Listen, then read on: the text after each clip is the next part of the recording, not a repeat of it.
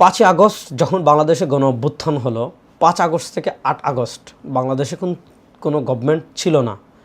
আমরা তখন কি দেখেছি, বাংলাদেশের মুসলমানরা বাংলাদেশে যাতে কেউ মন্দিরে আক্রমণ করে, ভিন্ন ধর্মাবলম্বীদের কোনো ইবাদতখানায় আক্রমণ করে সাম্প্রদায়িক দাঙ্গা ছড়িয়ে দিতে না পারে, পৃথিবী এক বিরল ঘটনা দেখেছে। বাংলাদেশের মুসলিমরাই কী করেছে, মন্দির পাহারা দিয়েছে। এটা হলো আমাদের দেশের সাম্প্রদায়িক সম্প্রীতি রক্ষার এক উজ্জ্বল নক্ষত্র।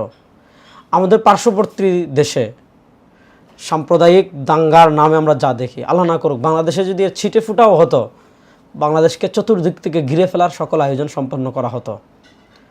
পশ্চিমবঙ্গের নির্বাচনের পর সেখানের মুসলমানদের যে অবস্থা আমরা দেখতে পাচ্ছি, সেখানের মুসলমানদের উপর জুলুম অত্যাচারের যে স্টিম রুলার আমরা দেখতে পাচ্ছি, তাদের ঘরবাড়ি ভেঙে দেওয়া হচ্ছে, মসজিদ ঘুরিয়ে দেওয়া হচ্ছে, মুসলমানদের দোকান বুলডোজার দিয়ে ঘুরিয়ে দেওয়া হচ্ছে, মুসলমানদের সন্তানদেরকে হত্যা করা হচ্ছে, মুসলমানরা মসজিদে ইবাদত করতে পারছে না। এবং পশ্চিমবঙ্গের এক ভাইয়ের স্ট্যাটাস আমরা দেখেছি যে বিজেপি ক্ষমতায় আসার সাথে সাথে মাইকের সাউন্ড কমে আসতেছে।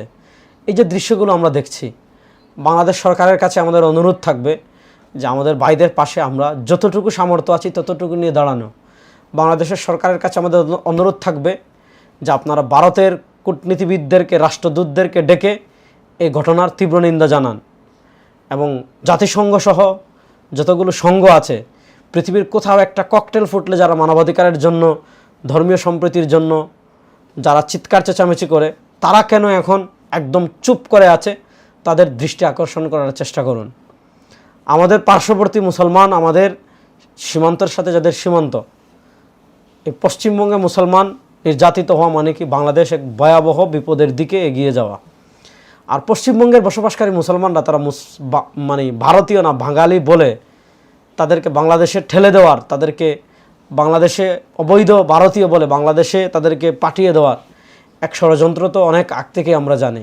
এই সকল ষড়যন্ত্রের মোকাবেলায় বাংলাদেশের সরকারের কাছে আমাদের অনুরোধ থাকবে, বাংলাদেশ সরকার কোমর সোজা করে, শির উঁচা করে মুসলমানদের পক্ষে কথা বলবে।